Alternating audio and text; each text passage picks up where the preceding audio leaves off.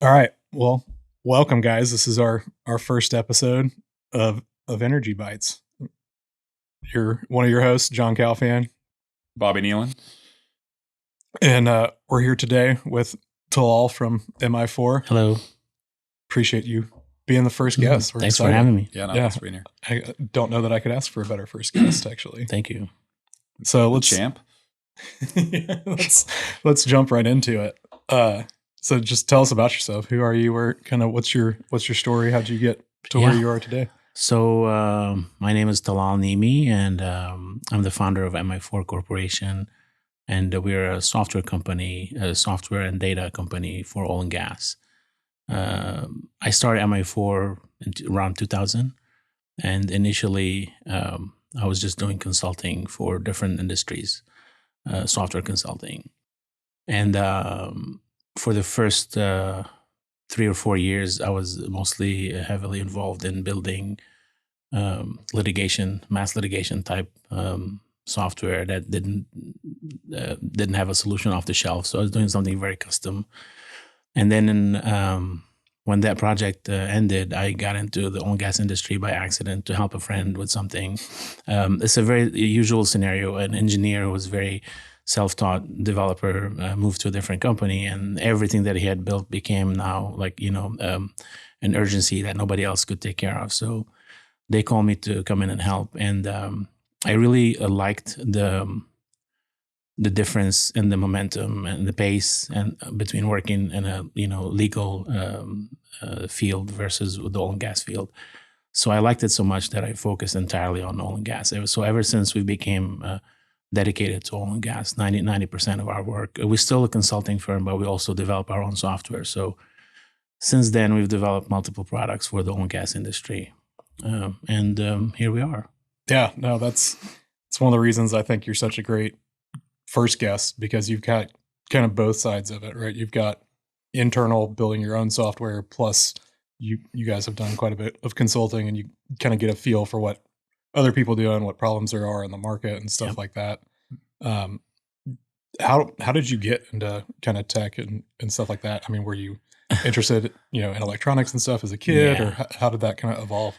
Yeah, so I started when I was a kid, when I was 10 years old, and I remember Commodore 64. I wanted a Commodore 64, and I was just nagging my dad to get me one. And this was, back in Lebanon before I moved to the US. Right. And it was pretty much the price of a car. And my dad didn't understand why I needed it so bad. But I was so persistent, he finally got me one. And I just started tinkering. I was always a tinker, I'd take the VCR apart and try to put it back together. So I got into programming, just for fun at first, playing games and trying to make a game and things like that.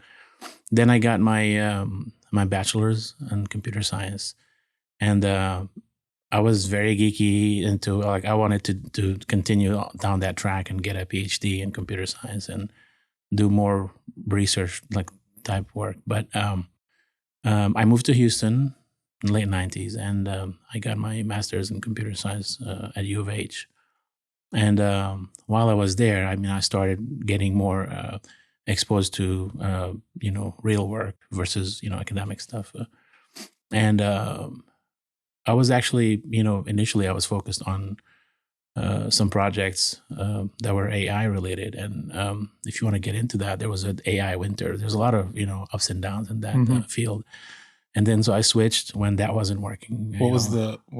Give us a time frame. What year was that? This was in '99, and I was involved in a project that was trying to process 3D seismic data using computer vision algorithms, which is part of AI, and identifying reservoirs, things like that. That's crazy. It goes that far back. No kidding. And it probably even goes even further back than that. Yeah, probably. But it just those are still hot topics. Definitely.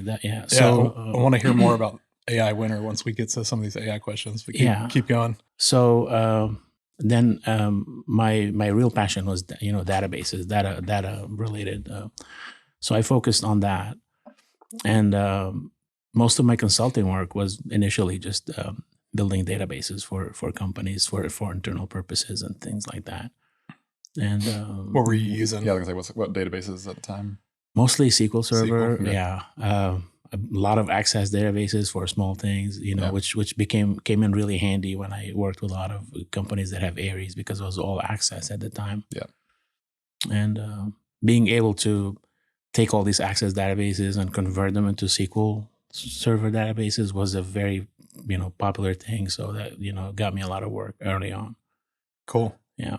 How did you kind of make the jump or transition to kind of consulting and doing your own thing?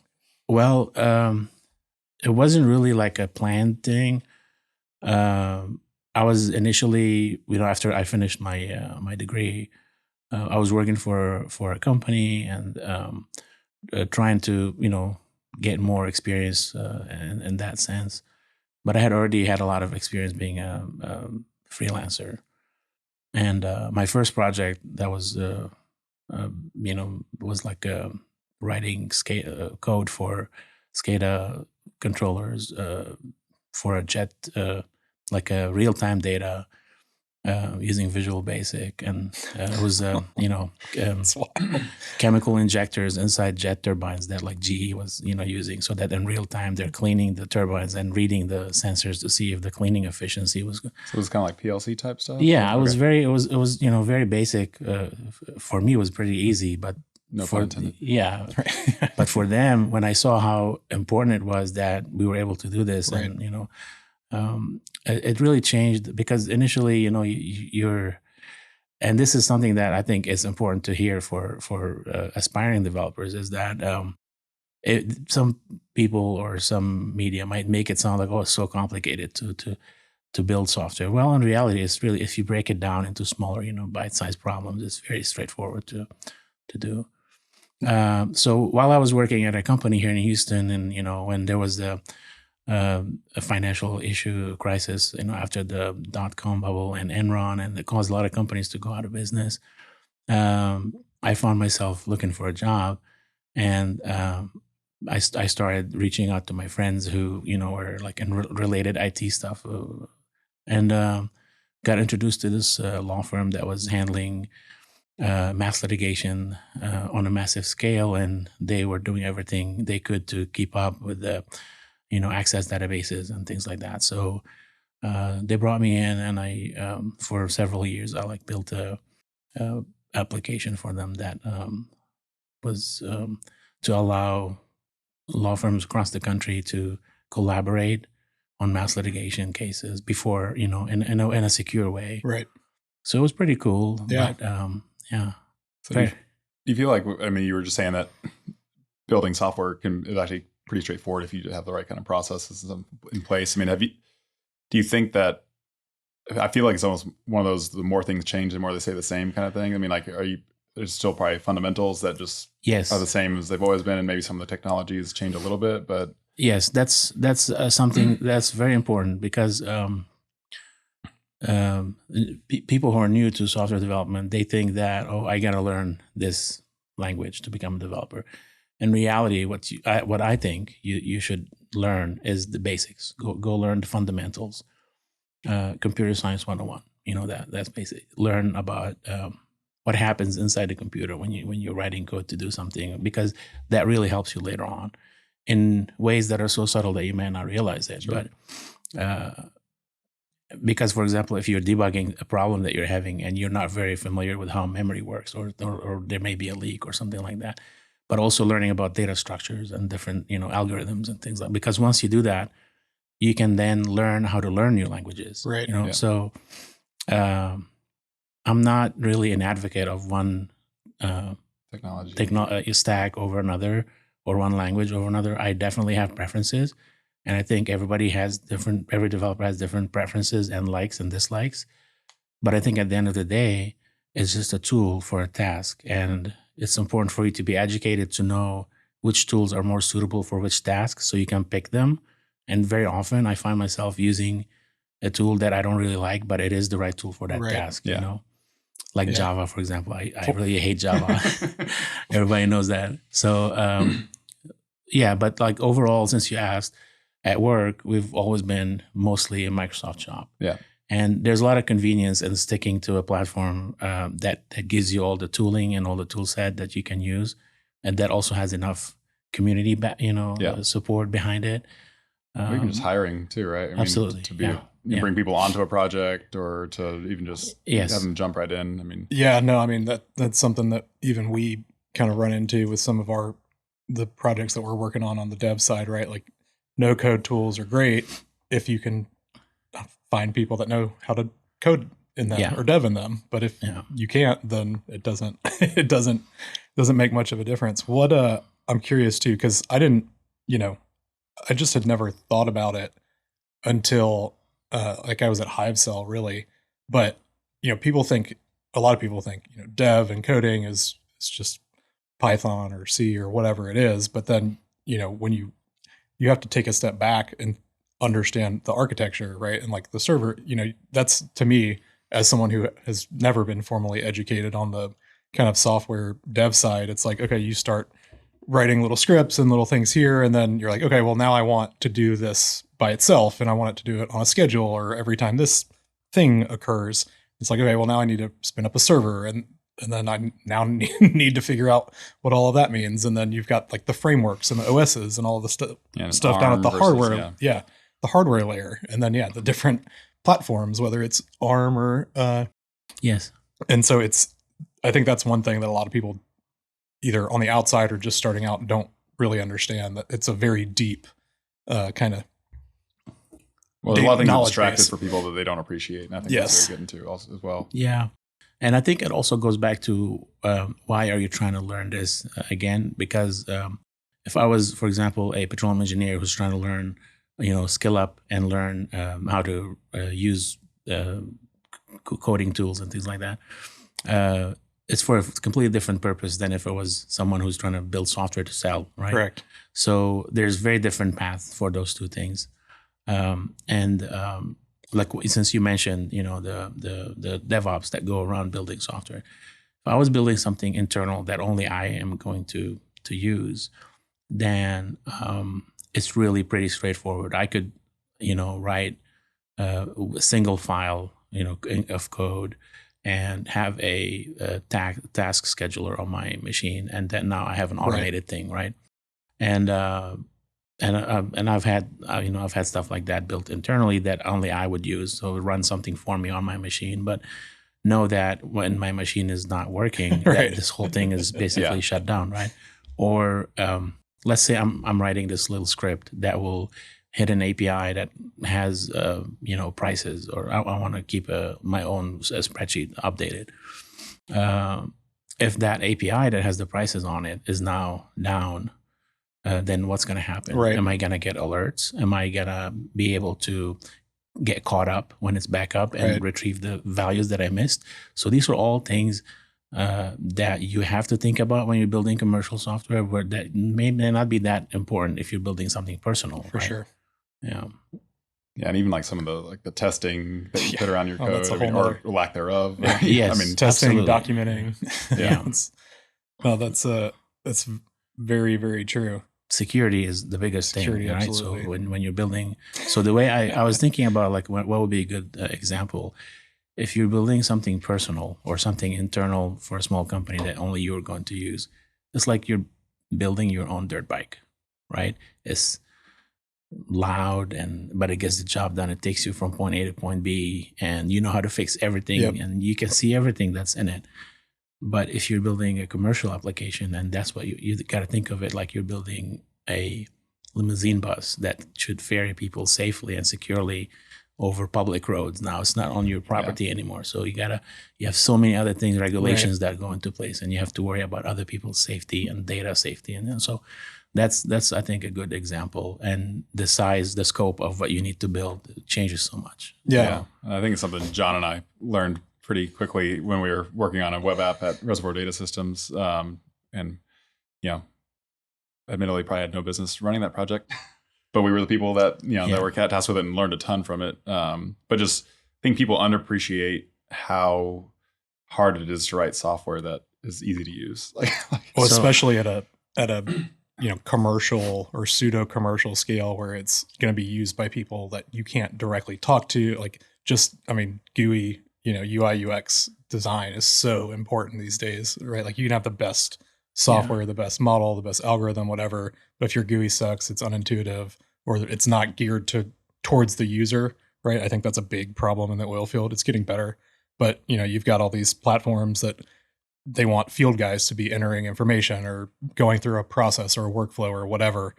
And it's like, well, if it was written by a developer who has no idea about what their day-to-day looks like and what they have to deal with and when they're supposed to be doing this process, and do they have connectivity? Does it need to have offline? All those different variables and nuances. There's a much lower likelihood of success than if you go talk to those people and really understand it, right? Absolutely. And this is why I believe that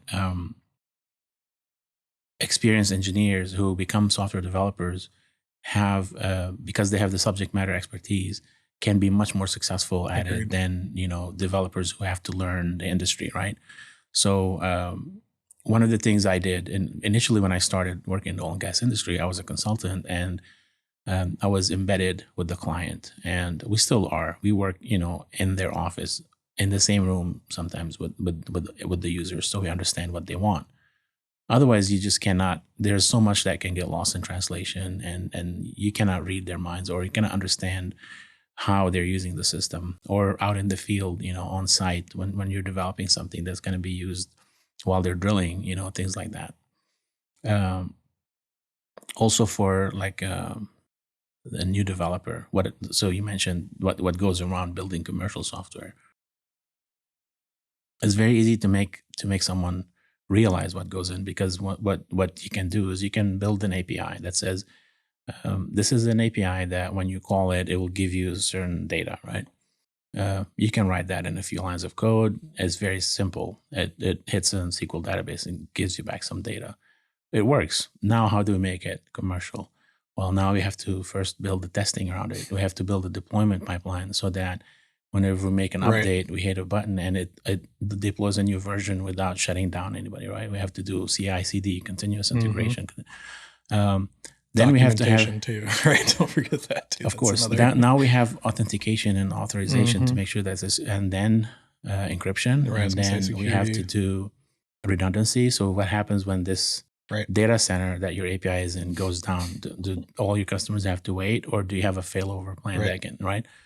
Is it seamless, or is there what's your time to recovery? So there's so many things that go into that. Even just something as simple as how much data are you going to return to them? And is it going to be free, or is it going to cost money? Like how much? That's a whole nother thing. We were having that conversation earlier this week in the office, talking about who was it? Twitter just came out, and now they're charging for their API, and it's like, well, I don't know who it was, but it was on a podcast, and he was talking about how there have been these entire platforms that were basically built on Twitter's free API that were essentially abusing it, right? And people don't realize every time you call an API, it costs money. Yes, and so it's like, that's a whole nother thing to consider that a lot of people don't even think about, right? It's like, oh yeah, I just need an API. It's like, well, if you're and good API design with like rate limiting and and that's documentation, you got to do rate limiting and throttling and things like that. And most people realize is that first it costs money to develop anything, and then it costs money to host it, right? And maintain it, keep updated, and then it costs money for data that goes in and out of that, right? So, of course, I like the idea of free APIs, and that would be great. But at the very least, you have to recoup your costs. So, what do you do then? If you're a big company like Twitter, I don't know about that, because but if you're small, if you're oil and gas software company where it's a small market with sometimes tons of data that people need to transfer in and out. You can either bake that price into your general price so that it's, taken for granted, but then you're penalizing those who don't use the API. And it's a very small percentage of users that actually need the API. Right. I just recently posted a poll on my LinkedIn to see whether people prefer Excel versus APIs or exporting a CSV. So I plan on offering all of the above, because why restrict it? Just absolutely let everybody get what they need.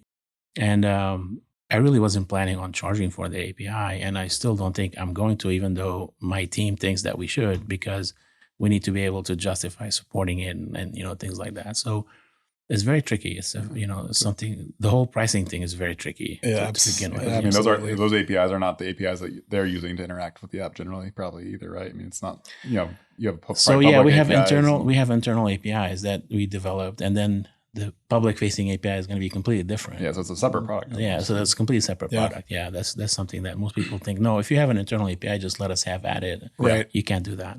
Or just give us access to the database, right? Actually, what I end up doing, because that was very common request, and I end up explaining to them that for many reasons, security being number one, but the many other reasons, you cannot have access to the database because you could shut the whole thing down by just making too many reads, locking and things like that. So what I end up doing is, for those clients that are willing to, to have their own database, I replicate one for them, and it's a read-only database so that they can just, And you host that, or you sometimes do like the replication from yours to theirs? I give them a choice. So if they want to have their own database, that way I don't charge them anything. I just push the data to it. And if they don't know how to do that, or they don't want to bother with it, then I host it for them, and I just pass the cost to them. I don't really, it's whatever it's to host their SQL or whatever. Yeah, it's like sometimes like maybe $100 a month or something like that. For I've got a question for both of you, because I don't have a dog in this fight at the moment, but I do, at least from a theory perspective. How do you see?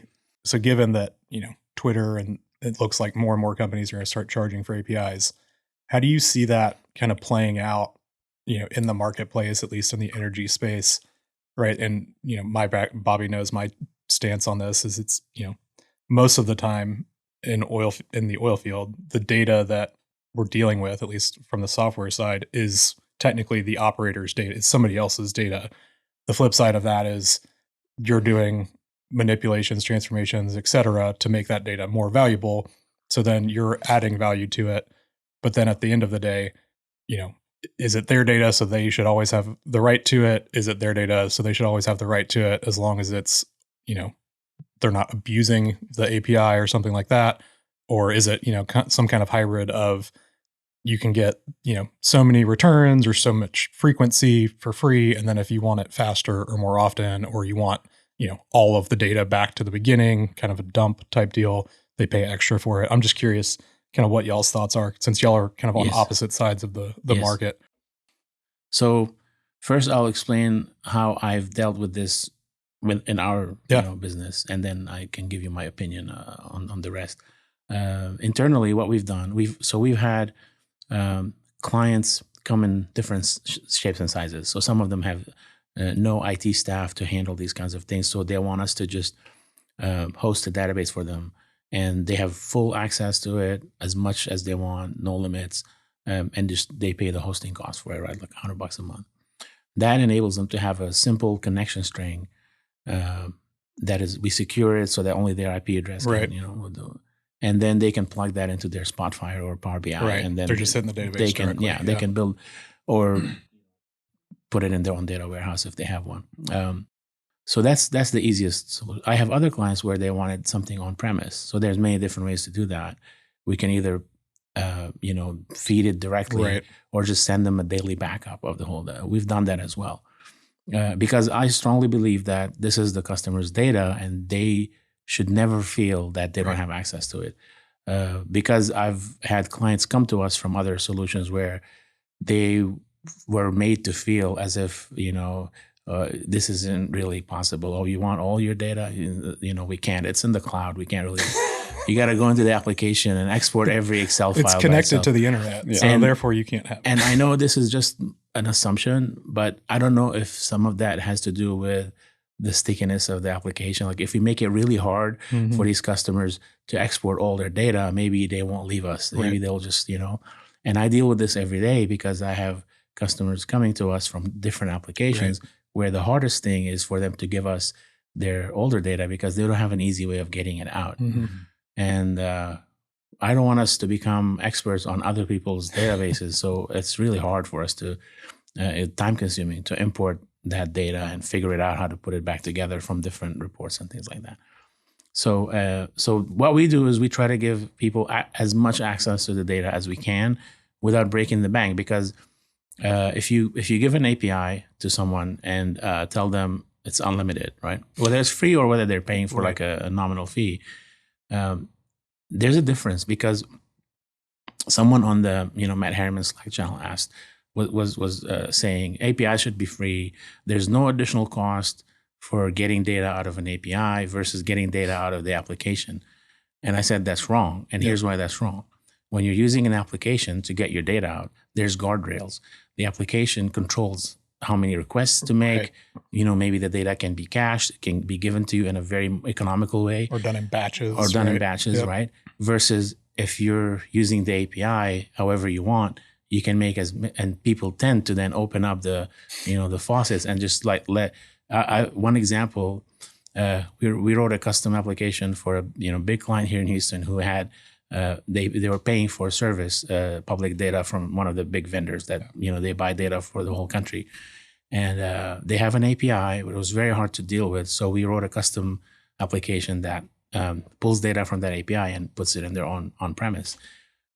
They wanted way too much data, and more frequently than necessary. And we try to keep it simple by saying, look, you can get the full data and then just get incrementals. And no, we got up, so people do abuse the that API, and it ends up being a very expensive cost for I was talking to someone at one of those vendors you're talking about. He works for them now, and he was saying on the API just how it's actually not the companies you'd think that are abusing. It's like, the BPs of the world actually have good developers that pull it properly and incrementally, and like they may pull a lot because they're just the volume, but it's actually like some of these smaller people, these small companies that have inexperienced developers, or again an engineer that knows a little bit of Python, and they're pulling everything every time, and it's just So there's definitely that side of it. I mean, I'd say from my side, I mean, obviously as on the operator side, we want everything as cheap as we can get it, right?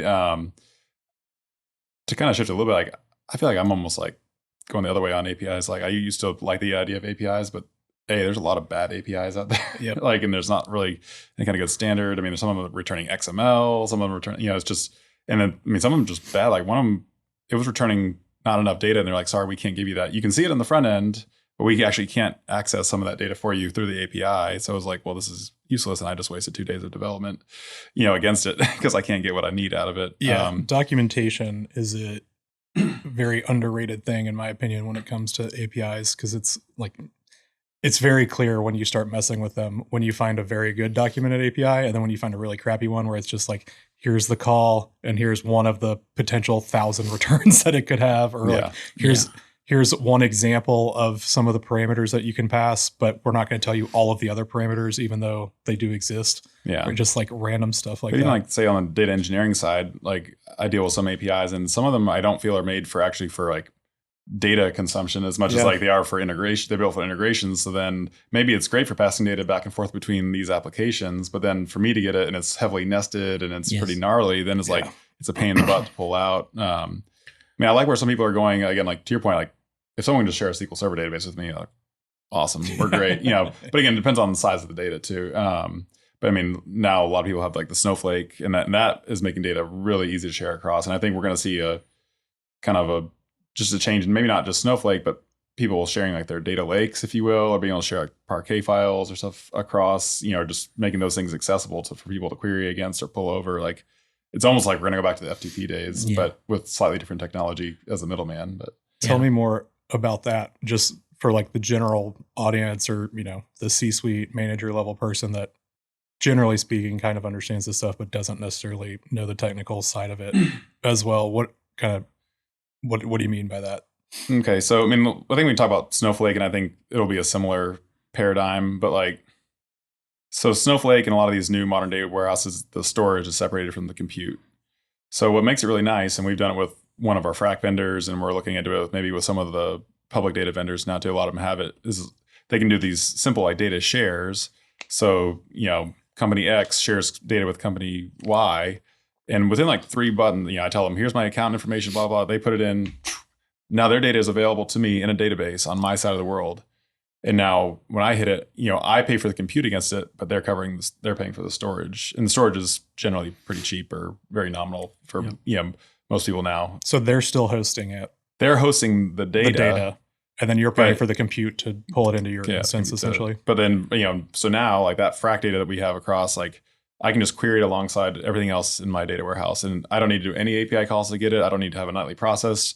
When data is added to their database, Right. it's available Pushes. to mine. So really reducing, but again, some people are pretty proud of those. I mean, you're going to pay for it, but then you step back and say, well, how much data engineering time would it take to, not just only develop against it and get all these tables, but then also to have them available in real time. Right. And, No, that's a very valid point, because I think a lot of people, me included, I used to be in this camp as well, is like, oh, well, they've got an API, right? Like that'll be easy. And then it's like, well, okay, anytime the API gets updated, you now have to update your call. Yeah. Or anytime they switch the thing I deal with on the marketing side a lot is the OAuth, right? So like each social media company has a different OAuth,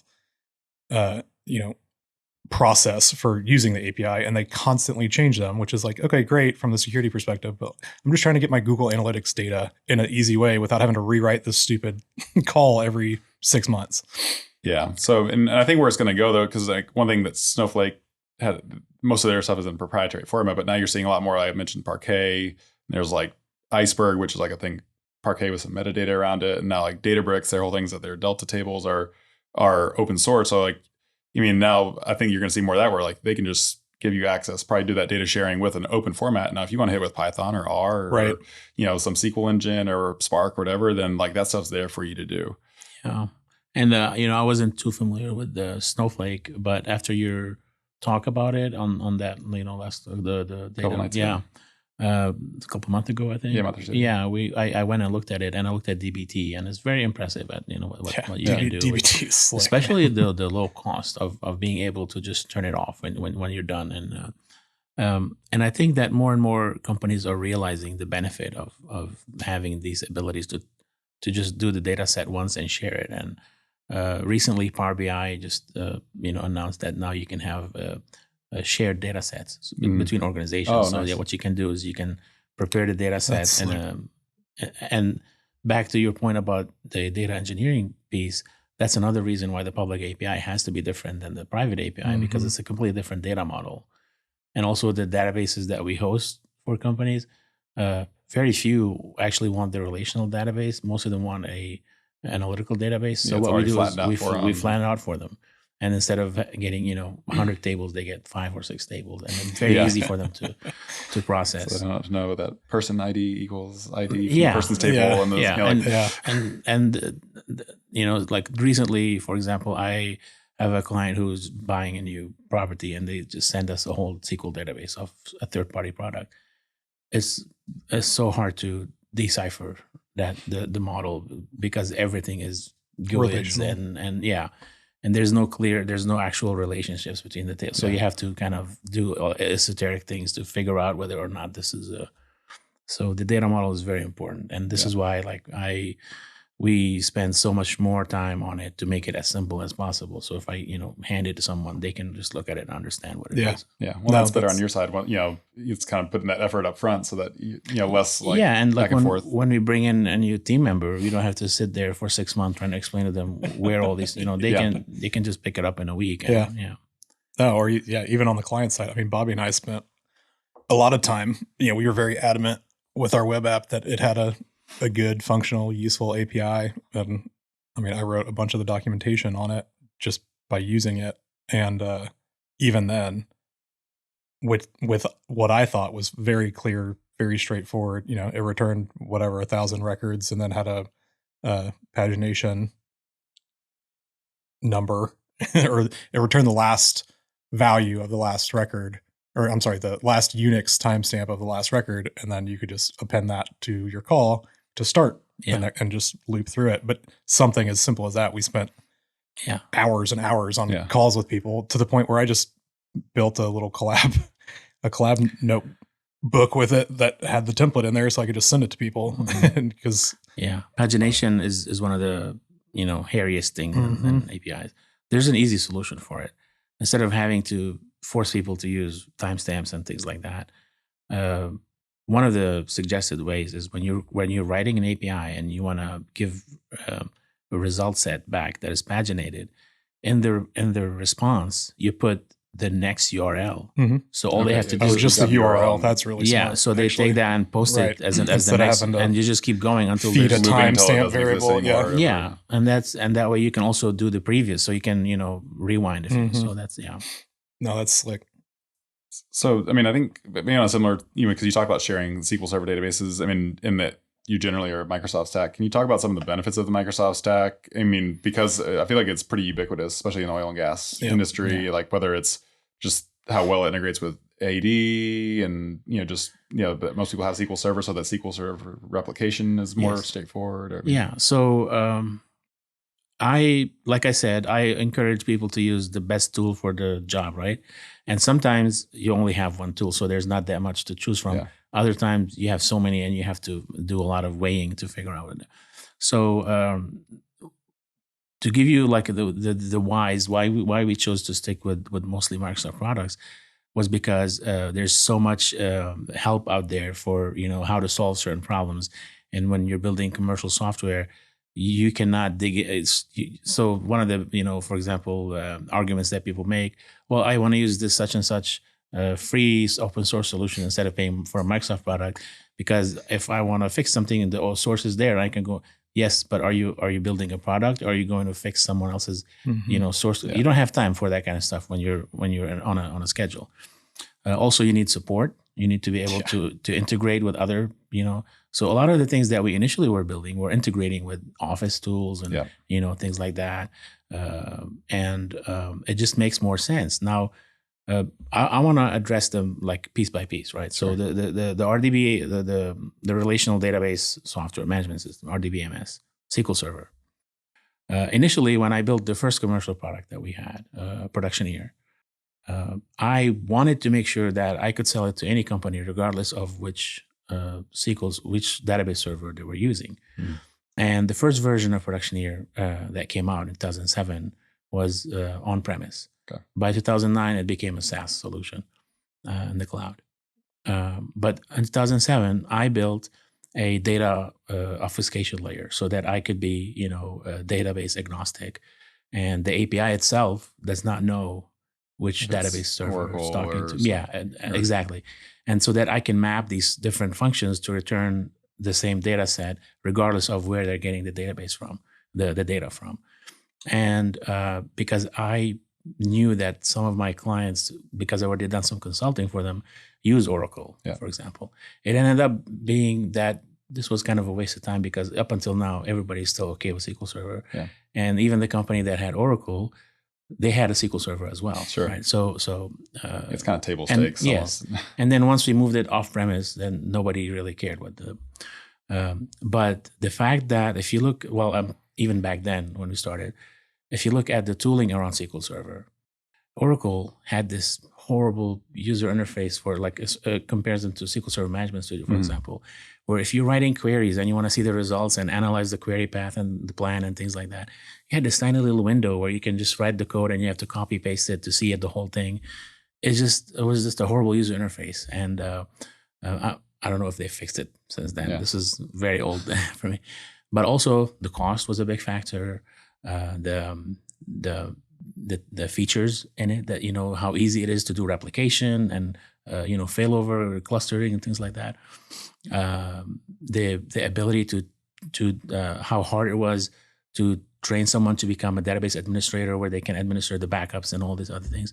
All of that played, but also the biggest piece was that if you're going to a company where most companies had started something in an Access database, going from an Access database to a SQL database was almost a no-brainer. Yeah, you can pretty much do a plug and like shift and lift, or you can take someone's Access database, replace the tables that they had in Access with links to a SQL Server table, and they wouldn't even. And most of the time, the syntax is almost identical between. There's a few changes you have to edit, like replacing double quotes with single quotes and things like that.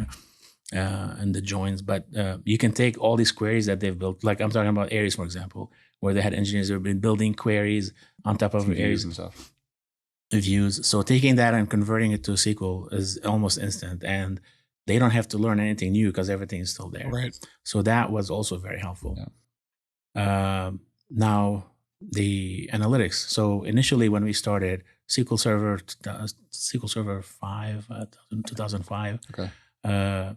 didn't have a good reporting engine. It was SQL Server reporting services.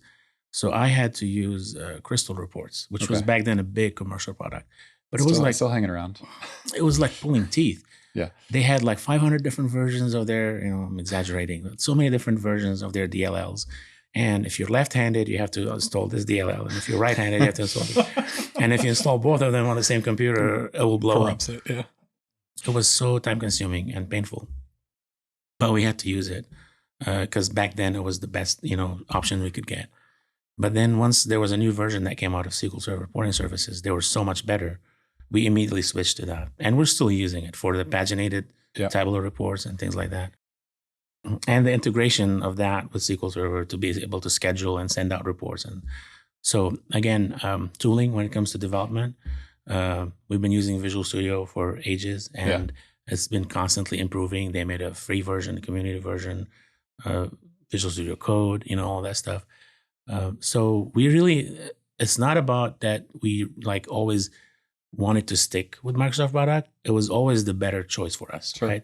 We really had no reason to go but to keep to make sure that we were always doing the right decision. You have to educate yourself about what else is out there. Yeah. So you have to be familiar with other IDEs, Eclipse, and other things. And so we try to do that.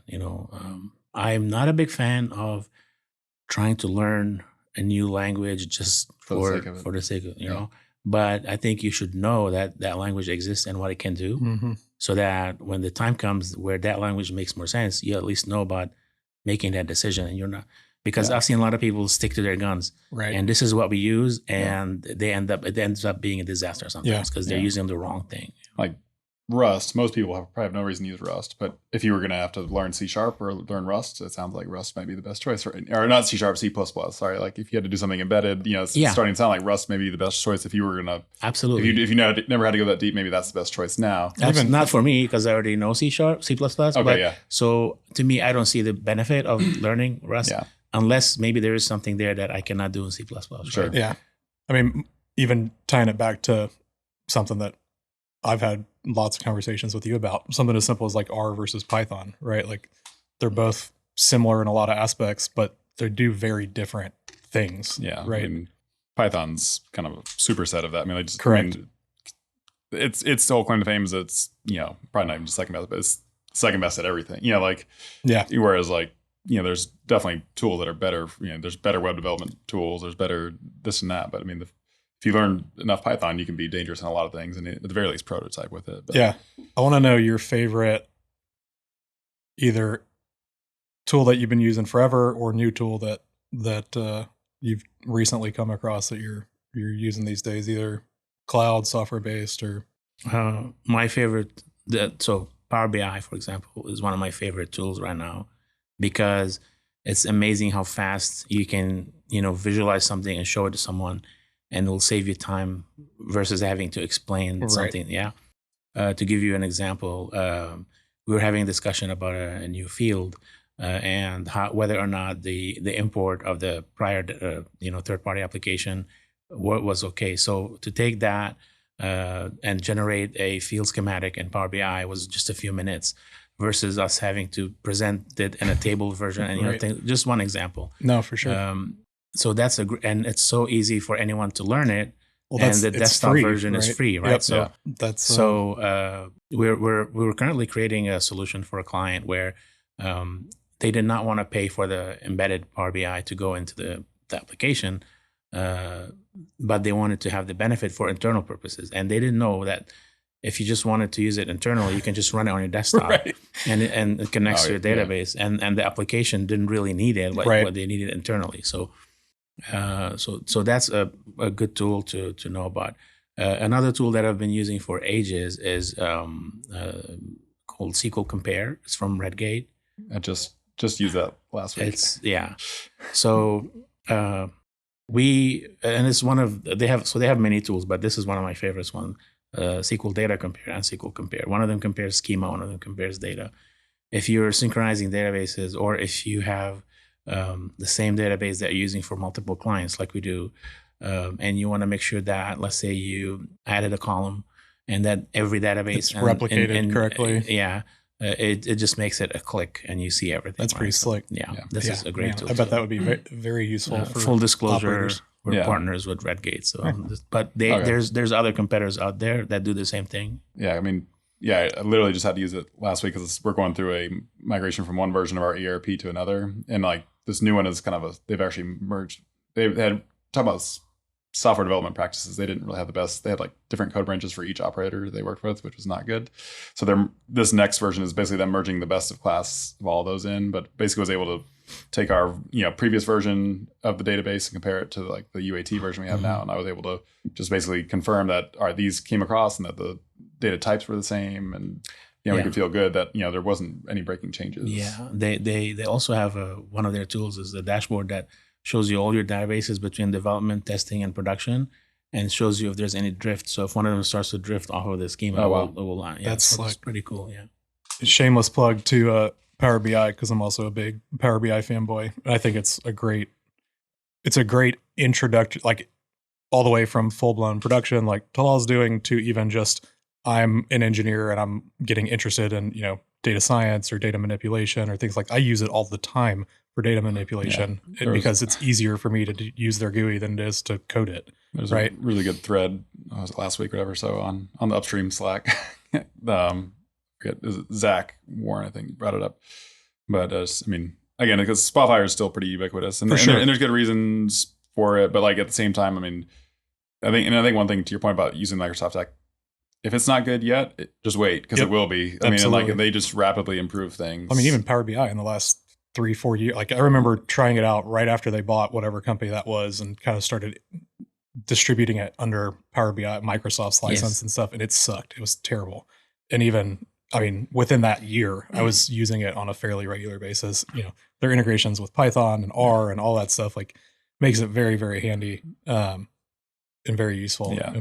Not the best for high frequency time series data. I will throw that out there, unless you want to find a custom plot. But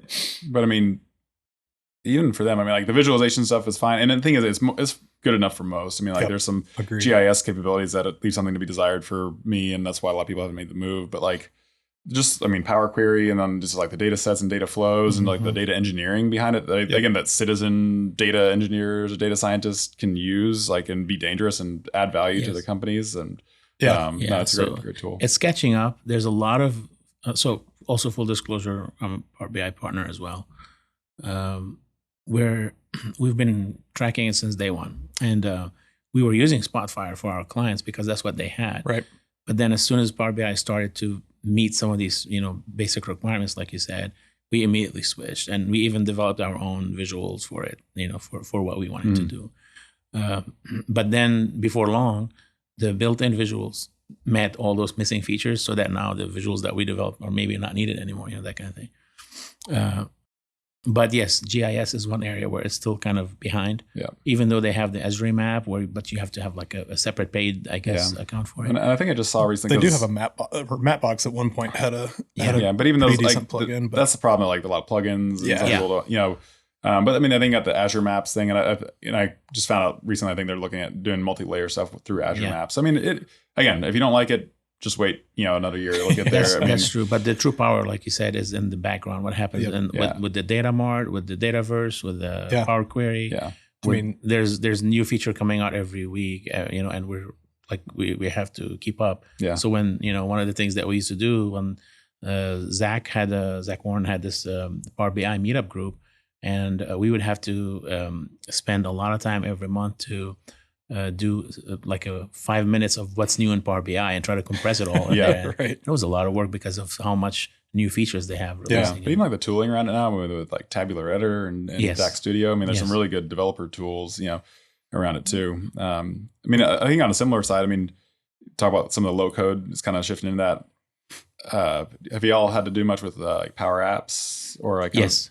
So, but in the sense that if I need something very simple that it's not something that's client facing, and we want to trigger something or to monitor a process or have something that we can interact with.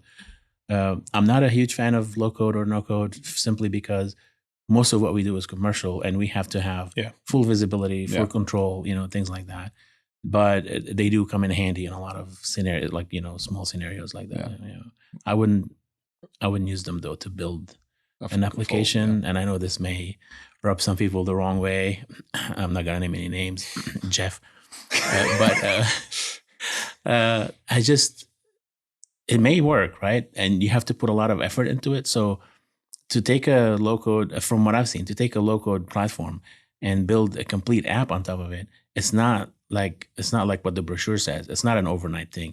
You have to work a lot on getting it to look exactly like a commercial application, and to make sure that you've secured everything and be able to onboard new customers on it without a lot of work. And on top of that, you're still at their mercy. Right? And by the time you're all said and done, you're not really that far behind having to build everything on your own, where you have So I think Power Apps to me is a really good, or Zapier, insert whatever connector trigger workflow you want to use. But to me, it's a very good, like, quick and dirty internal integration, or like even just a proof of concept in my mind, right? Like if you are at a big company and you are an engineer and you're trying to figure out this workflow, and you have this idea, and then you see that you can do it through Power Apps, set it up, test it, and then give that to a developer who can actually go write it, right? Like it makes it much more straightforward, and instead of having to like write out, your business case and do it just on paper, it gives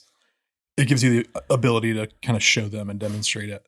We've got 10 more minutes left. I want to pivot and ask you about AI, ML, GPT, and all things forward facing with that in kind of the energy space. What do you see? What are you getting questions about? What do you see people doing? What are y'all looking at doing with some of that stuff? Or this is one of those things where we're trying to be very cautious and wait as much as we can to make sure that we're not investing in a bad way. Here's why. First, there's a lot of solutions out there already built, but they don't all scale very well. Right. And when it comes to all companies, our clients, there's a big difference between a small operator and a big operator, and what they can benefit from or afford in terms of these kinds of solutions. So as far as I'm concerned, what I would like to, what I'm actually planning on getting involved in, is ways to use the existing data that we have to offer the user some intelligent insights, right? And if you go through our websites and brochures and everything, you won't see a single mention of AI or ML, and because we're trying to be very careful. We're very serious about what we do, and the last thing I want to do is use buzzwords. So I would rather give you ubiquitous insights that are so seamless that you wouldn't even know that there's an intelligent algorithm behind this that's kind of coming up with that. But what I like to call it is, and this is just a term that I coined, kind of gut instinct analytics. So if you're looking at a chart and we gave you an insight, and as soon as you see it, your gut tells you that this is correct, right? So as an experienced engineer, oops, I poked the microphone. As an experienced engineer, you know that it's telling you this is what happened here, because we think that there's a hole in the tubing or something like that. So without trying to sell that aspect. So that's my stance on it. Here's why. There's a lot of snake oil out there. There's a lot of great solutions. I know some of the people who are developing these great solutions, but there's also a lot of snake oil out there. And I just never really, and like I said, I started a long time ago, and we were writing our own, and you were computer vision models. using Lisp and using other types of solutions to, platforms to create these algorithms. And every time when there was an AI winter, was because there's a lot of buzz, right? It's like a hype cycle, and then a lot of products were created, a lot of tools were created, but then they failed to deliver on on the P&L at the end of the day when you want to benefit from it. And what happened is the funding dries up, And when the funding dries up, then the research stops, and Right. then 10 years later, it starts over again. This time, we're seeing way better, solutions, as you can see, especially with Chat GPT and the self-driving cars and all the different aspects of it. But as far as the oil and gas industry, there's things. Look, so I've had a customer once ask me, I want a dashboard that just has green lights, and then when something goes wrong in any of I want a red light, and that's as simple as. And do you know the amount of intelligence behind that to replace everything Right. with just one single AI that tells you when something is going wrong across 10,000 wells? I mean, this is, and I want it in a year. Yeah. Under a year. I've also got all these, I've got 20 years worth of data sets that are all unstructured, undocumented, and have errors full of them. And some of the, And I want it for free. And some of the data they were getting was unstructured data Right. and PDFs. Yep. So the expectations and the reality, and that's something that which is why we weren't really rushing towards something. For sure. Like this. Yeah. Well, and then you hear about companies that pitch AI or whatever, and it's either a bunch of nested if statements or it's a bunch of people in a third world country. Like, this is a dog. This is you heard about the doorbell where it turns out to be people classifying things, and then they said we're just training the system for a year. Well, now you've got. I saw there's a clothing company that just came out, and it's it's clothing that disrupts well-known computer vision models. So instead of identifying you as a person, it identifies you as like a banana or whatever.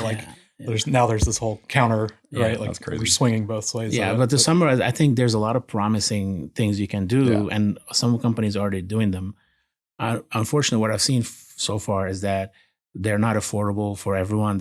You have to be really big to be able to get that kind of, and you have to have a massive amount of data. But if we can do something that we can then make it available to everyone without them even realizing that, hey, we have a machine learning thing running in the background that's giving us Because again, like I said, I don't like to hype. No, for sure. No, smart. I mean, our industry has because then it cheapens the real work that you do as well, right? Well, and I like it to be like the Flash feature in Excel, if you've seen it, like where double click and it fills down. It learns from what you're doing and then it mimics it without you even realizing that this is it's baked in. Yeah. I will say, pro tip to anybody that's interested in that stuff, even just using ChatGPT to debug and or document code is a very nice little life hack. Well, it documents code better than any human. Are you using GitHub Copilot yet? Not yet, no. I'm keeping an eye on it. But it's I've seen other similar stuff, like very small projects that were trying to do that before. Yeah, it's very promising. No, it's been pretty good for me. I've talked to a couple of people using totally different language. I mainly in Python, but another guy who's using Go, and it's just like you can literally write comments and it'll spit out. Pretty much probably 90% functional code. But then again, it still takes that subject matter or that expertise to be able to say this is good or bad. But even while you're writing your code, the suggestions have been really impressive too. I think to me here's the thing: as a software developer, of course, I want to do everything I can to make my life easier. But at the end of the day, when let's say you're hiring a new developer, right? You want to know that this developer is not starting to depend entirely on code generated by, by an algorithm, and because you learn from making mistakes, but you have to learn from your own mistakes. You cannot learn if someone else is making mistakes, and you can't catch them, right? So people are depending on this code being correct, and that kind of scares me a little bit. Yeah, and now they're just relying on that and not Stack Overflow. So. That too, right? So it's great to have all these tools as long as you can understand. Yes, you have the expertise sure. to. All right, we've got a few more minutes, so I'm gonna ask kind of our last question, and then Bobby, we'll get into the speed round. What's one piece of advice you give to people looking at getting into the energy tech community or development community? I would say you wish you knew back in the day. I wish I knew back in the day. Okay. Or now. I would say that learning about the data is just as important as learning how to code. And I see that a lot of people just think that that's secondary or, and I think it's just as important, if not more important. Yeah. Understanding the data, understanding data structures, understanding why why something looks wrong on the chart that you're trying to create or something like that. Because, I'm assuming that we're talking here to a lot of people who are going not to be just doing software development, right? Because yes, you can be a UI software developer and not understand a thing about databases, Right. but that's not our audience, right? No, I mean, I agree 100%. I mean, I'd say like our data team at Grayson Mill, all of us, including my manager, Corey, are former reservoir techs. And so we got exposure because on reservoir engineering teams, you get exposure to the drilling completions, obviously reservoir engineering, like even geology kind of stuff. So, I mean, now when we're actually working data problems across the business, like we understand the why. And I think understanding that whether you're doing BI, type stuff or, developing the software to understand the problem is probably the most key. And the second advice I would say is that try to leave your ego outside the door, because that helps you learn, and don't get attached to like one language or it's not, it shouldn't be a personal thing. Yeah, it's a tool to do a job, and use, like you said, use the best tool. I mean, don't use a wrench as a hammer. Yeah, exactly. Even though they do that in the field too. But sometimes you gotta do what you gotta do. But all right, we'll go real quick through the speed round, and then it's been great having you on. Absolutely. So, what's your favorite cloud to work in? Azure. Yeah. Favorite database? SQL Server. That's for sure. Open source tool. Open source tool. I would say this is a tough one. There's so many that I know. Yeah. I'm hoping that OSDU is going to be, the GitHub, a lot of other things that, we use a lot of stuff, but there's something there though, when you're developing commercial software, you want to reduce your, dependencies and footprint. So as much as open source tools are great and they're all over the place, we use them maybe to help us internally, right? But we try not to depend on them in the end product, because that's a scary thing. I mean, you've heard about the one script on the NuGet package that brought down half the internet one time. Yeah. So, and there's ways you can mitigate against that by like hosting everything locally and things like that. We're gonna have to have a full open source show with there were some even through like the NumPy library was calculating things wrong at one point, and it invalidated a lot of like scientific papers. Exactly. So you have to be very conservative and very, very careful when you're choosing dependencies on other tools and things like that. You want to do one more, John? We do the last one. Yeah, I really want to know what's your favorite either current or all time video or board game. Oh man, my all-time favorite would have to be StarCraft. Yeah, nice. Classic. And if you're familiar with it, there was this period of frustration and wait for the second one, the second StarCraft to come out, and my friends and I, this was maybe 10, 15 years ago. They kept promising and launch date next year, and then pushing it by a year. So this is very relevant to software development, because now I'm afraid to okay, are we going to say our next sprint is going to be in April? Right. Because we cannot miss that deadline. Yeah. So people will just stop believing you when you for sure. Yeah, no, we've been there. StarCraft. Absolutely. Well, thank you so much for being our first guest. How can people find you if they want to? Mi4.com. I'm on LinkedIn. This is the best way to kind of and my website is mi4.com. Awesome. MI and the number 4.com. Perfect. Appreciate it. Thank you for having me. Yeah, thanks a lot. Great. Yeah, no problem.